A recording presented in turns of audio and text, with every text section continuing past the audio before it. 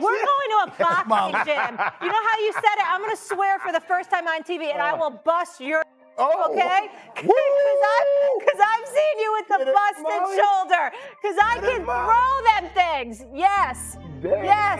First time ever. I'm sorry, Mom. It is not classy when ladies curse. Also wonder, bro, like from a human perspective, Molly was your sidekick for 10 years. Mm-hmm.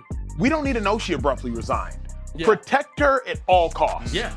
That's my big thing, Social Trey. I thought she was here for the end of the year. I guess she's done now. Remember, she didn't want it to leak because Molly ends up putting out a statement that, hey, it's unfortunately leaked. I didn't want it to, etc. But protect her at all costs. Molly Qerim didn't just lose her temper on live TV. She sent a full-on warning shot that the whole network felt. When the host of ESPN's First Take mouthed that expletive straight into the camera and locked eyes with Stephen A. Smith, the tension was so thick you could almost hear the studio walls shaking. The audience brushed it off, thinking maybe she was just tired, maybe it was nerves or just another off day. But no, that moment wasn't random at all. Every censored word, every time she leaned in and shot that icy glare at the executive producer behind the glass, meant something. A lot of times, some of these things happen, and it's just uncomfortable to see. The details, quite frankly, are none of y'all business.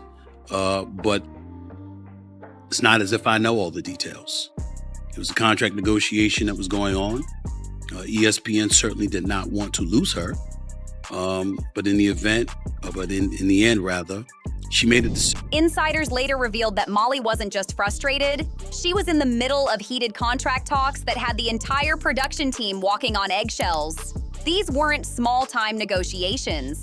They were the kind that make people snap, that blur the line between professionalism and breaking point. Her on-air blow-ups weren't the mistakes of someone cracking under pressure. They were a live broadcast of a war happening behind the scenes. Cameras kept rolling, the audience kept watching, and Molly knew exactly what she was doing. Every glance, every pause, every word cut deep. A message aimed at ESPN's top brass, showing she wasn't someone to play with. Quitting right now.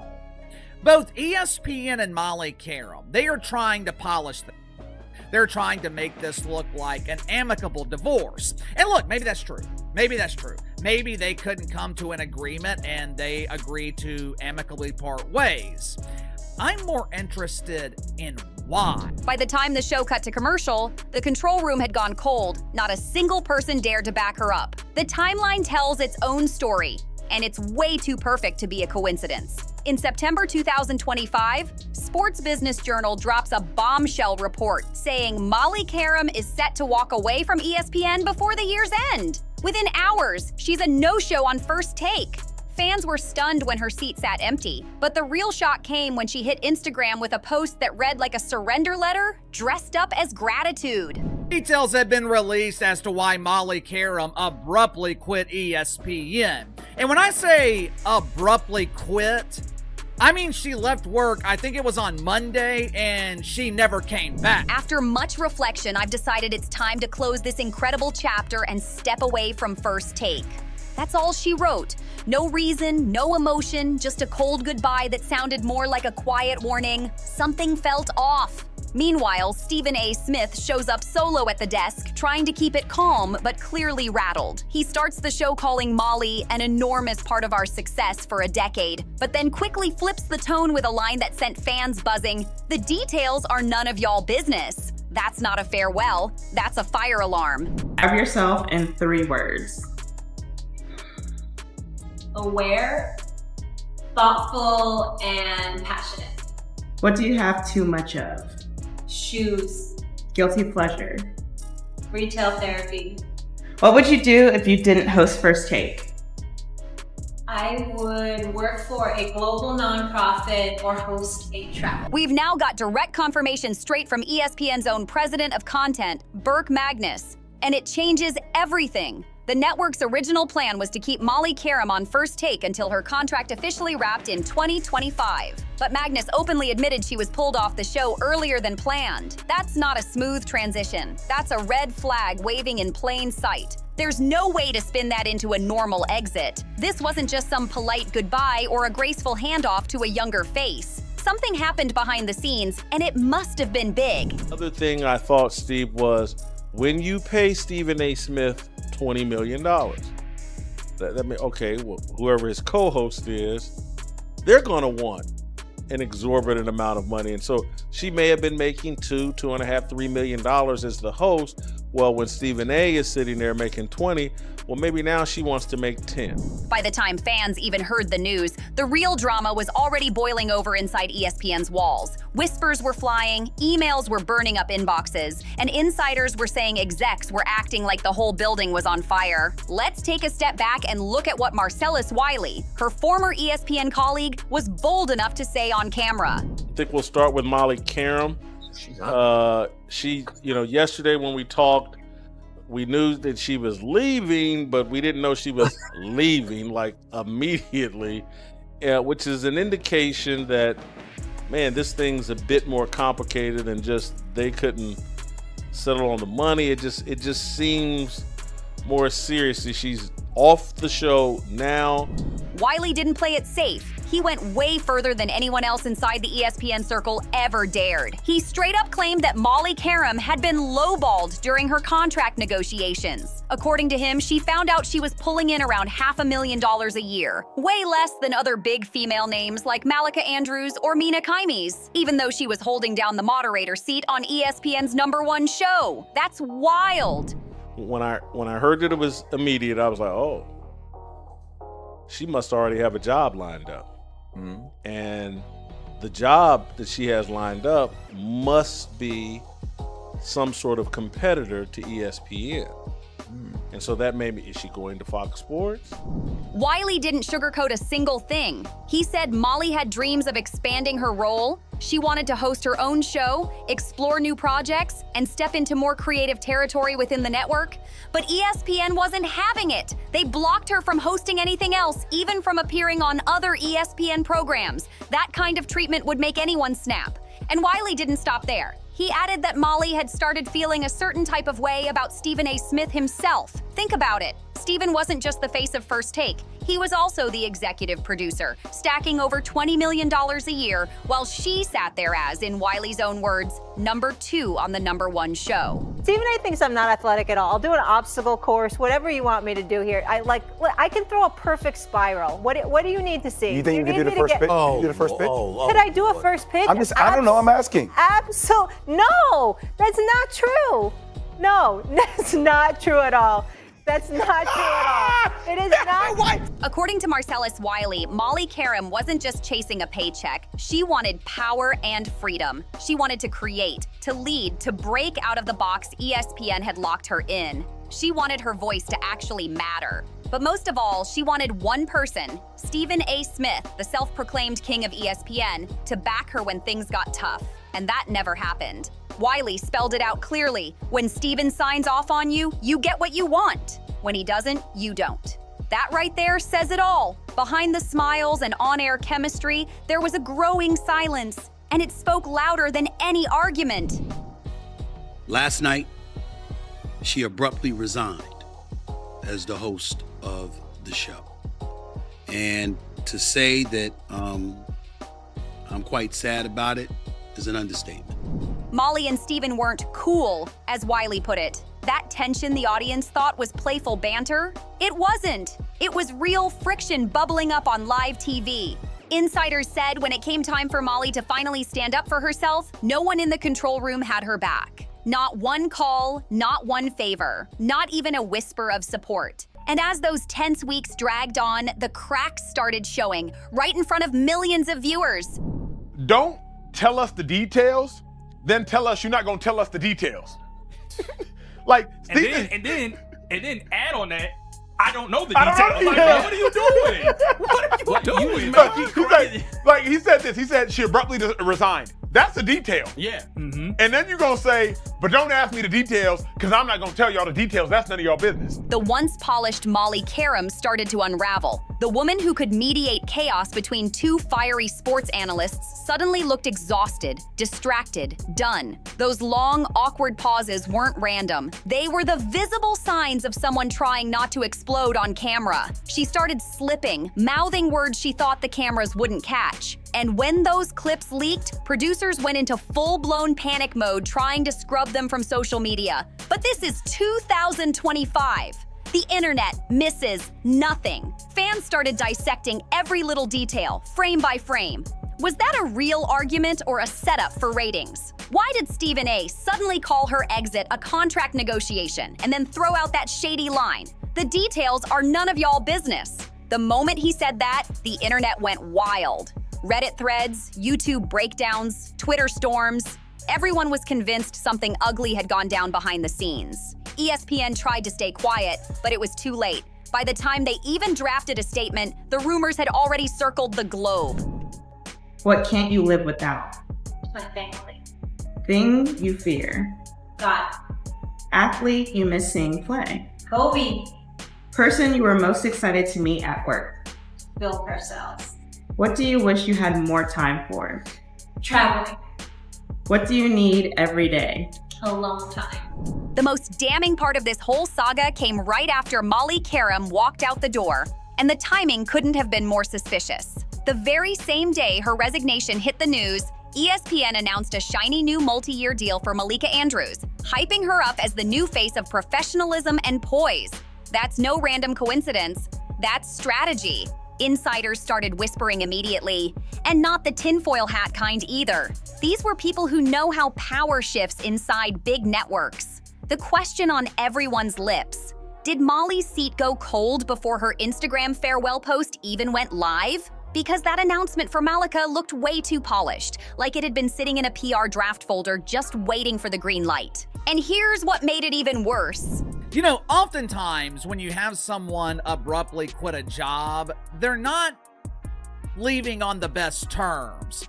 Normally, it's polite to give your employer some kind of notice, right? The rollout Malika got was something Molly never experienced in all her years at ESPN. The red carpet treatment, the press releases, the glowing headlines.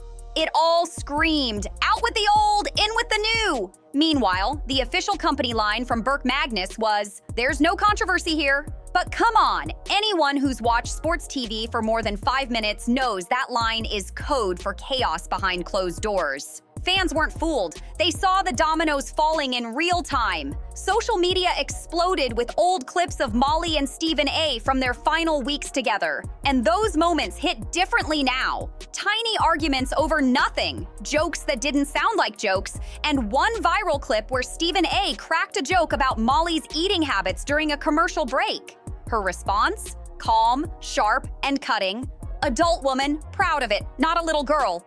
Boom! She shut him down on national television. The subtext wasn't subtle. She was done being talked down to. Viewers picked up on it instantly, wondering if this was just workplace friction or a symptom of something bigger. A system where one man always had the last word. And then the real heat hit ESPN's higher-ups. After years of denying that Stephen A. had too much control, they suddenly had to explain why the only person who ever challenged him on air, the one who kept his ego in check, was quietly escorted off the stage right after he got even more power. Meanwhile, Joy Taylor, who knows all too well the chaos of live TV, stepped in with some classy words for Molly Qerim, but her tone said more than her words ever could. On the Bootleg Kev podcast, Taylor gave Molly her flowers, saying, "Having been in that role myself, I can tell you it's not an easy job. Molly has done a great job. That role takes a lot of emotional intelligence, and you need to be a strong broadcaster with a deep understanding of the business. That's real talk." Joy wasn't exaggerating either. She's been in that same gladiator pit, moderating egos, navigating heated debates, and keeping chaos under control while the cameras roll. She knows how sharp those knives can get behind the scenes, how fast alliances shift, and how quickly a smile on set can turn into silence off camera. But interestingly, she stopped short of saying too much, as if she knew that pushing further might open a door ESPN desperately wanted to stay shut. So now we're left with a chain of events that could almost look coincidental if you saw them one by one. But when you line them up, it's like reading a script someone powerful didn't want the public to see. From the contract drama to the shady timing of Malika's deal, everything fits together a little too perfectly. Then Burke Magnus, the man at the top, tried to smooth it all over with his trademark PR calm. She's an awesome person. You know, it's business. You try your best, and we just weren't totally aligned. That's not clarity. That's damage control. It's the kind of line you drop when the lawyers have already reviewed the statements, the HR department's been briefed, and everyone's praying the headlines fade by Monday. But the truth? The optics are ugly. Molly did everything the industry could ever ask for. Handled egos that would make most people crack, kept First Take running smooth through explosive arguments, and made sure the show stayed #1 year after year. And after all that, she still ended up being paid less than up-and-coming personalities who hadn't even put in half the work she did. And now comes the part everyone's been whispering about, Molly Qerim's next move. It didn't take long for the rumor mill to start spinning out of control. Within days of her exit, reports began flooding in claiming that Fox Sports had thrown a multi-million-dollar offer her way. Sources close to those talks said the offers were landing before her chair at ESPN was even cold. That says everything. If that's true, and judging by that little stay tuned wink at the end of her farewell post, it sure sounds like she's already got something lined up. That single emoji flipped the whole narrative. Suddenly, her exit didn't look like a breakdown. It looked like a power move. Maybe Molly didn't walk away in defeat, maybe she walked away holding the cards. Think about it. If she was bold enough to walk away from the #1 sports debate show in America, maybe it's because she already had something better waiting in the wings. Or maybe, as those behind-the-scenes clips suggest, she simply hit her breaking point after years of being told to wait her turn, keep the peace, and don't ask for more than you're given. She'd had enough. Meanwhile, ESPN's reaction said it all. Magnus told The Athletic they'd be holding a 30 to 45-day tryout period for a new moderator. Translation, they've got no plan, no replacement ready, no vision for the show's future, just scrambling to keep things afloat while pretending everything's under control. But that statement sent a chilling message to everyone else in the building. You can give this company 10 years of your life, and the second money gets messy, you're on your own. And then came Stephen A. Smith's so-called farewell. And wow, did that say more by what he didn't say. On air, he called her a friend and a partner, but then immediately dropped that same cold warning line. The details are none of y'all business. You could feel the temperature in the room drop when he said it. That was his final word on a woman who'd shared his stage for a decade. No warmth, no gratitude, no real goodbye. What first looked like a few viral meltdown clips now feels like evidence, a full-blown case study in how ESPN handles anyone who dares to step out of line. Those awkward silences, the flashes of tension, even the emotional social media posts. They weren't random. They were breadcrumbs, tiny clues leading straight to something much bigger than a contract dispute or bruised pride. Because once the cameras stopped rolling, the real story started to unfold. And suddenly, Molly's so-called breakdowns didn't look unplanned at all. They looked strategic, almost like her last-ditch effort to show the world what was really happening behind that polished ESPN curtain. Then came the fallout, and that's when the numbers started dropping like bombs. Fans were shocked when reports surfaced that Molly Qerim, the woman keeping First Take running smoothly for years, was making around $500,000 a year. Meanwhile, Stephen A. Smith,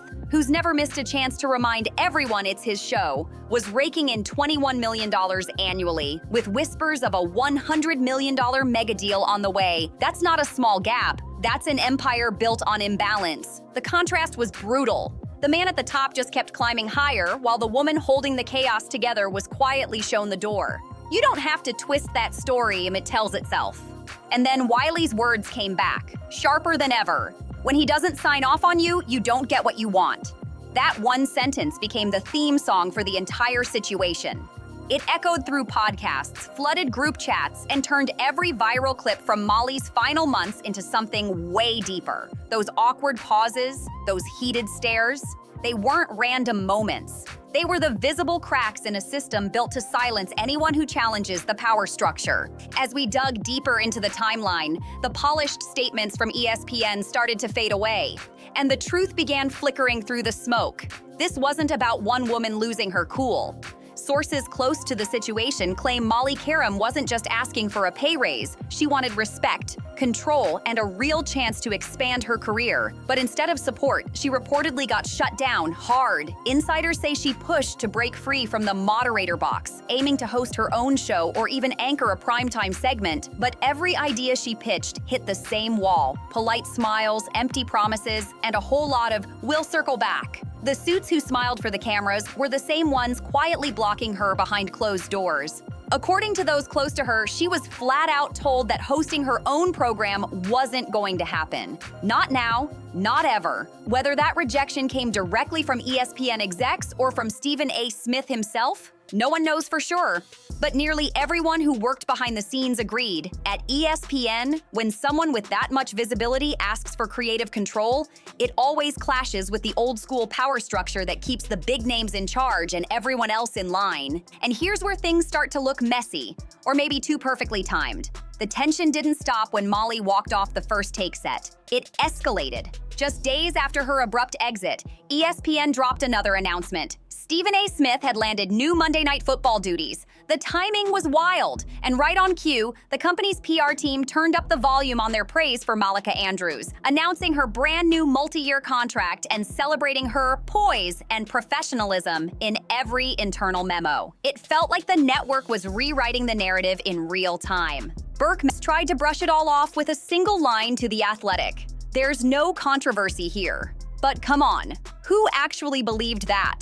By then, the internet already had receipts. Fans were replaying clips of Molly on air, zooming in on her expressions, reading her lips during those tense moments that never made sense before. Her frustration was palpable. The blurred-out expletives, the tight jaw, the dagger stares at the teleprompter. It all screamed of someone who knew the game was rigged and had finally stopped pretending otherwise. And that's the real question. What did Molly know that the rest of us didn't? Why did her exit align so perfectly with Smith's promotions and ESPN's sudden rush to spotlight his protégés? Then came ESPN's so-called tryout period, a 30 to 45-day carousel of fresh faces and unfamiliar voices taking turns in Molly Qerim's old chair, as if the woman who'd kept First Take upright for a full decade had already been erased from the building. Producers lined up one stand-in after another, and each segment felt less like an audition and more like a public autopsy of Molly's entire legacy. Every fill-in host looked nervous. Every debate felt forced, like the heart of the show had been ripped out, and the network was just pretending nothing happened. Was this just the natural churn of TV? Or was it a warning shot to everyone else at ESPN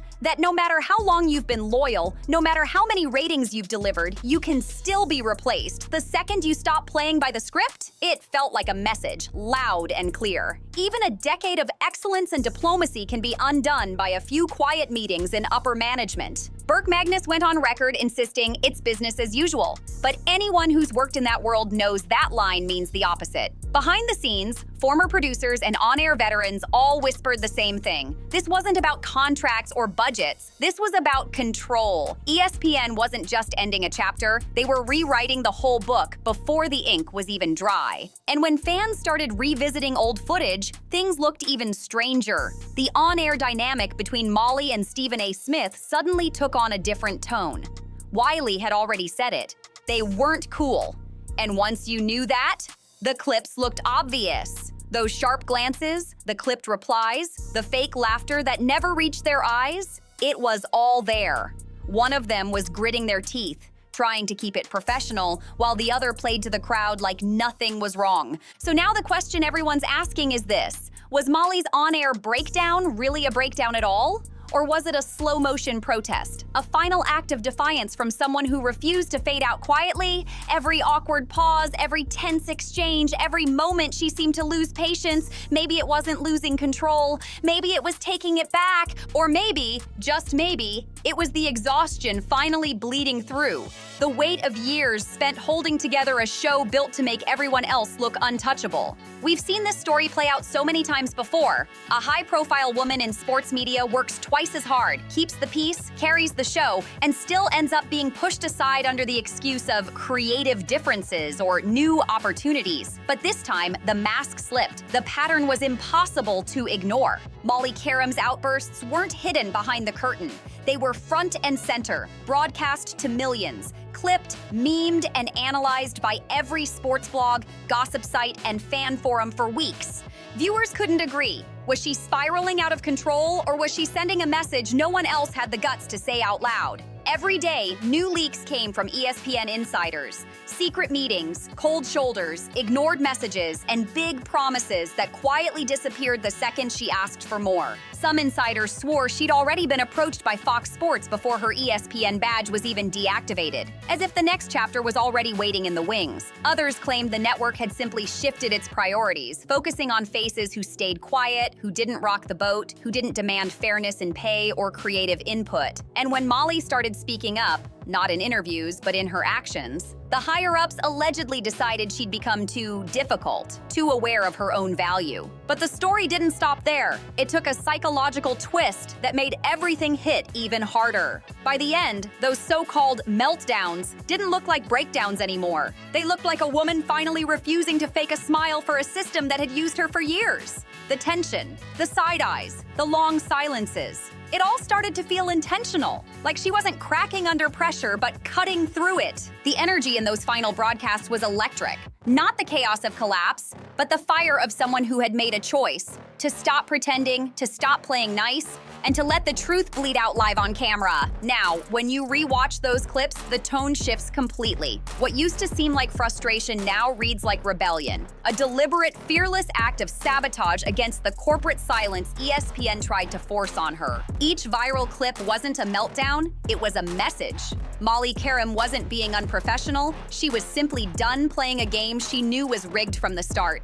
You could see it in her body language, the blank stares, the clipped tone, the way she stopped smoothing over every heated debate and started calling things out exactly as she saw them.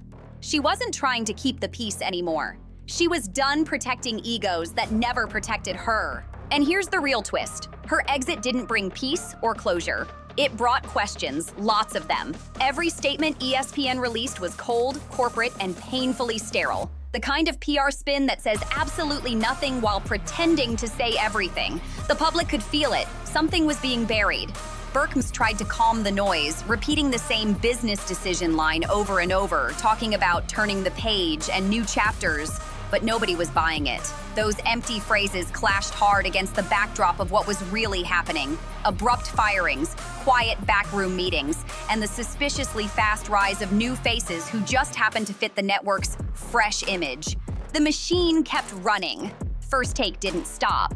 But even as the cameras rolled and the debates continued, fans could sense it. The energy was off. Something deep within the foundation of the show had shifted. It wasn't just about losing a host, it was about losing trust. Behind the smiles and polished monologues, viewers started to wonder if what they were seeing was even real anymore. And through it all, viewers kept circling back to the only question that truly matters in any scandal. Did Molly Qerim jump, or was she pushed? Was that explosive final act on First Take the tragic unraveling of a career? Or was it the bold first episode of a brand new story she's writing on her own terms? Nobody can say for sure. But one thing's certain, it didn't look accidental. Every leak, every anonymous insider quote, every carefully worded statement from Burke Magnus or Marcellus Wiley, they all felt like pieces of a bigger puzzle that ESPN doesn't want the public to solve. Behind the press releases and polished interviews, something darker was moving. Something that speaks volumes about how this industry treats its women once they stop staying silent. As the dust begins to settle, we're left with more than just unanswered questions. We're left with a charged silence, the kind that makes everyone uneasy. The sports media world is still buzzing, dissecting Molly's every move and wondering whether her story ends with an exile or a comeback. And the bigger question remains, will any network ever give its top women the same freedom, respect, and pay that their male counterparts take for granted? But here's the thing, the final shot doesn't belong to ESPN. Not yet. Because when you replay those tense final days, frame by frame, it's hard to tell whether Molly was losing control or finally taking it back. Was she breaking down or breaking free from a system that never wanted her to win? So, what do you think really went down behind those cameras? Was this all orchestrated chaos or the real-life story of a woman reclaiming her power in front of millions? Let me know your thoughts. Drop your theories in the comments, hit that like button, subscribe, and share this video with someone who needs to see the truth. Thanks for watching. And trust me, this story is far from over. See you on the next one.